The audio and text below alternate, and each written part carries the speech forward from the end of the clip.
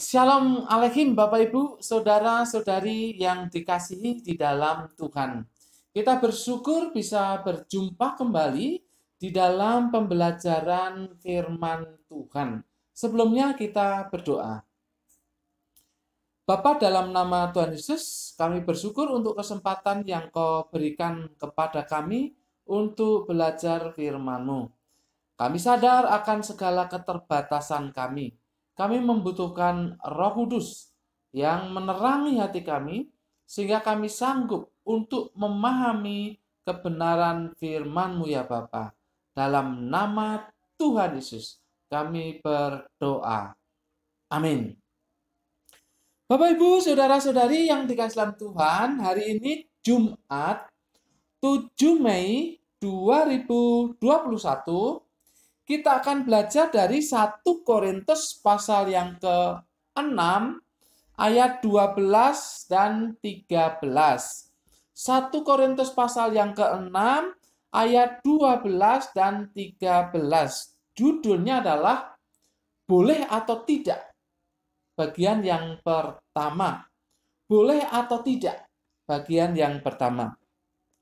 Bapak Ibu saudara-saudari yang dikasihi dalam Tuhan, sampai saat ini masih ada orang Kristen yang bertanya, Pak, ini boleh atau tidak?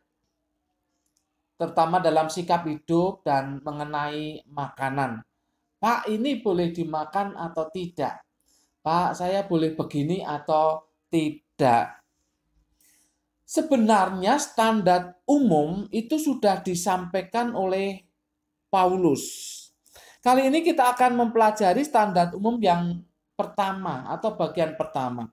Karena ada ayat-ayat lain yang juga merupakan standar umum, apakah sesuatu boleh dilakukan atau tidak, apakah sesuatu boleh dimakan atau tidak oleh orang Kristen.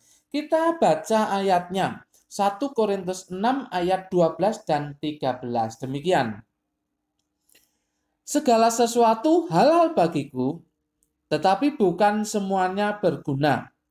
Segala sesuatu halal bagiku, tetapi aku tidak membiarkan diriku diperhamba oleh suatu apapun. Makanan adalah untuk perut, dan perut untuk makanan. Tetapi kedua-duanya akan dibinasakan Allah.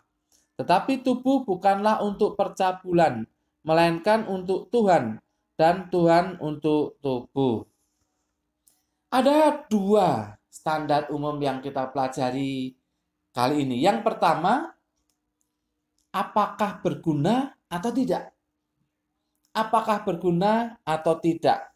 12a tadi mengatakan, segala sesuatu halal bagiku, tapi bukan semuanya berguna. Kata halal di dalam bahasa Yunani dipakai kata exestin. Itu dari kata exesti. Itu sama saja artinya diizinkan. Atau mungkin. Atau bahkan sah secara hukum. Jadi kalau kita baca di sini segala sesuatu sah secara hukum bagiku. Ini Paulus ya. Segala sesuatu diizinkan bagiku. Segala sesuatu mungkin bagiku. Nah, menurut konteksnya itu ada di ayat yang ke-13 terutama adalah masalah makanan. Jadi ini perbincangan terutama masalah makanan. Dengan demikian, segala makanan halal bagiku. Segala makanan sah menurut hukum bagiku. Segala makanan diizinkan bagiku.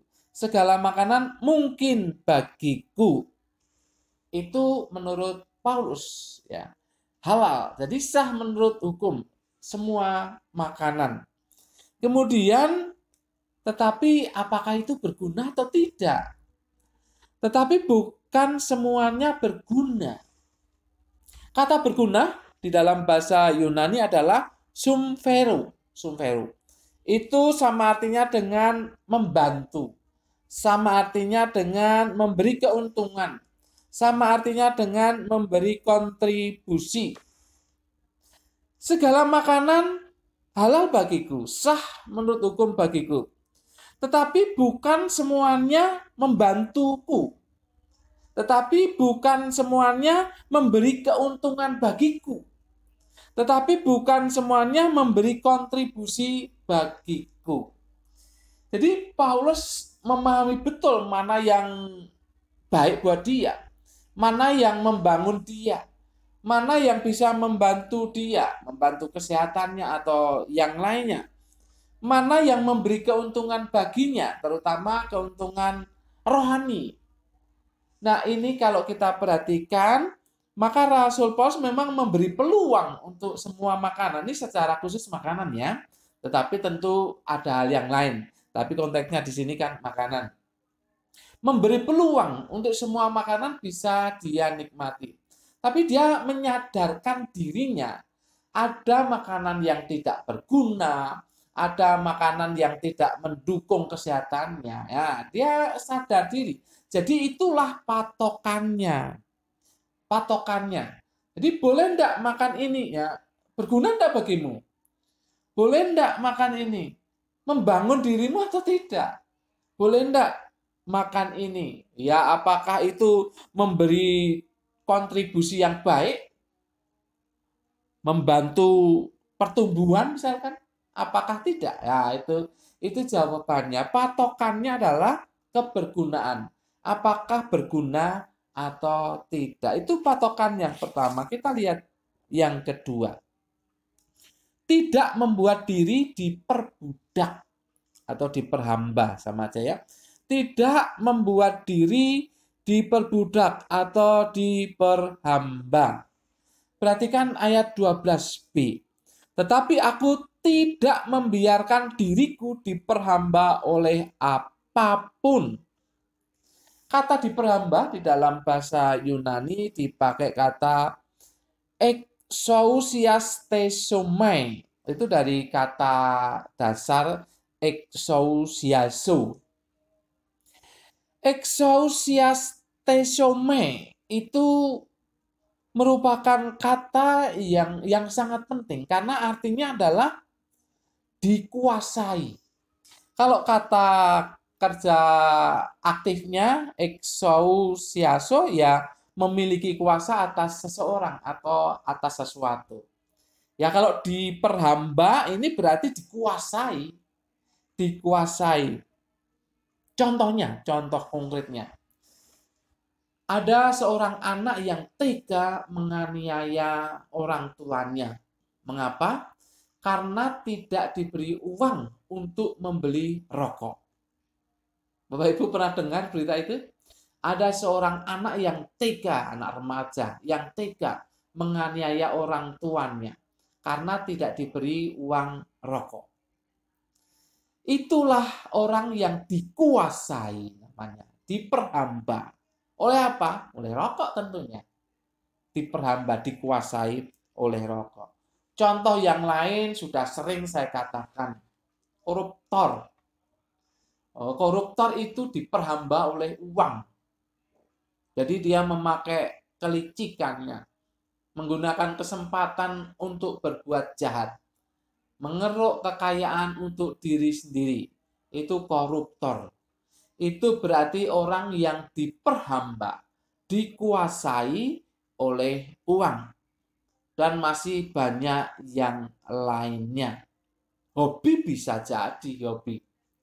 Orang kalau sudah hobi sesuatu, lalu dia ya ke situ terus, melupakan hal yang lain.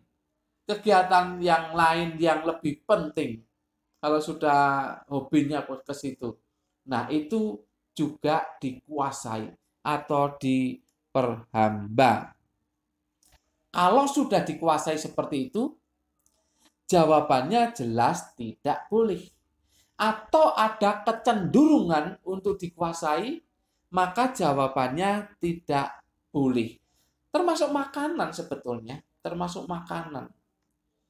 Jadi satu itu terus, ya, satu itu terus yang dimakan, kecuali memang tidak punya ya. Tidak ya, kecuali memang tidak punya. Dulu teman saya, pendeta berkhotbah kesaksian, karena menjamu tamu, tiap saat Indomie. Tiap saat Indomie, tiap saat Indomie. Jadi besok adanya Indomie. Ya itu terpaksa, itu terpaksa. Itu bukan dikuasai, bukan diperhamba, bukan. Tapi itu terpaksa. Tetapi ada orang yang ya karena gandrungnya sama makanan itu, wah dia menyingkirkan yang lain itu terus. Ya itu sudah dikuasai itu namanya. Sudah dikuasai. Kalau sudah demikian, ya jangan. Itu tidak boleh. Tidak boleh. Ya, ini bukan masalah enak tidak, bukan masalah mahal atau murah, bukan masalah ya hal-hal seperti itu, tetapi ini diperhamba, dikuasai, itu sudah tidak boleh. Jadi kalau sudah dikuasai semacam itu, dikuasai rokok, dikuasai uang, dikuasai ya tadi makanan, hobi, atau kecenderungan untuk dikuasai, jangan, itu tidak boleh. Itu standarnya seperti itu. Standarnya seperti itu. Tapi perhatikan, ada satu hal yang jelas-jelas tidak boleh. Perhatikan ayat yang ke-13b. Tetapi tubuh bukanlah untuk percabulan, melainkan untuk Tuhan, dan Tuhan untuk tubuh. Jadi ini jelas tidak boleh. Ini tegas. Mau kecenderungan dikuasai, mau sudah dikuasai, atau apapun juga, mau berguna, mau tidak, atau apapun juga, yang namanya percabulan ini tidak boleh. Ini standarnya sudah jelas nih ya. Jadi tidak bisa kita tawar-menawar. Ini tidak boleh. Tetapi tubuh bukanlah untuk percabulan, melainkan untuk Tuhan, dan Tuhan untuk tubuh. Ini sudah tidak boleh, jelas. Jadi jelas. Kalau tadi standarnya berguna atau tidak, standarnya itu cenderung diperbudak atau memang sudah diperbudak atau belum, itu standarnya seperti itu. Tetapi ini standar pasti.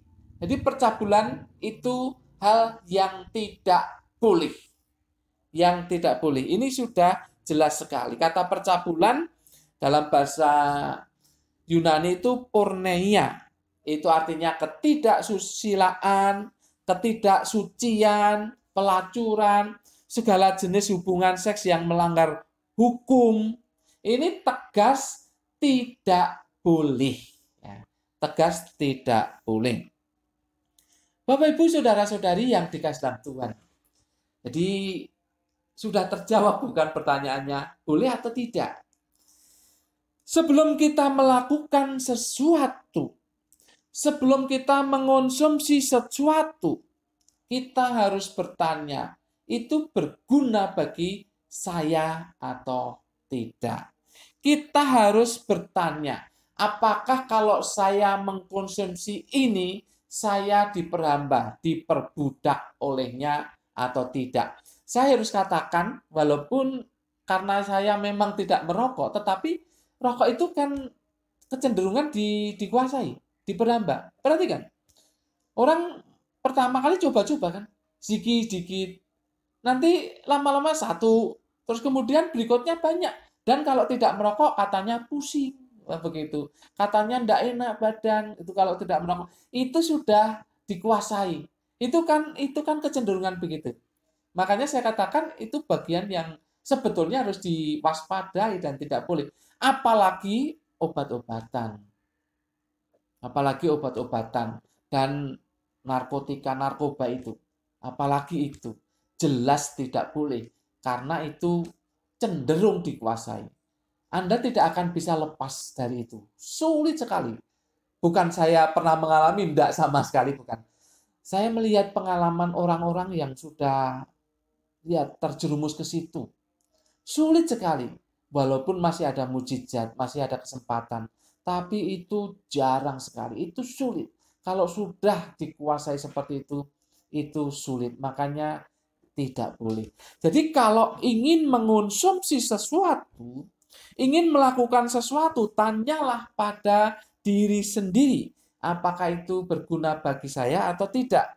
Apakah itu berguna bagi pertumbuhan iman dan kerohanian saya atau tidak? Apakah itu akan membuat saya cenderung untuk dikuasai, diperhamba olehnya atau tidak? Bapak, Ibu, saudara-saudari yang dikasihi dalam Tuhan. Jadi perhatikan evaluasi diri kita masing-masing ketika menghadapi sesuatu atau ketika menginginkan sesuatu. Evaluasi dan waspadai diri kita. Kalau tidak berguna, jangan. Kalau tidak membangun, jangan. Kalau cenderung ingin atau pasti dikuasai itu, jangan. Bapak Ibu, terjawab sudah. Boleh atau tidak. Anda sendiri yang bisa melihat diri Anda dan apa yang Anda inginkan. Amin. Mari kita berdoa. Bapa, dalam nama Tuhan Yesus, terima kasih untuk firman-Mu. Kami bersyukur Engkau memberi hikmat bagi kami. Roh Kudus menolong kami untuk memahami firman-Mu ini. Kami berdoa kiranya Roh Kudus menolong kami juga untuk melakukannya. Dalam nama Tuhan Yesus kami berdoa dan mengucap syukur. Semua yang percaya katakan amin. Tuhan memberkati Bapak Ibu Saudara-saudari senantiasa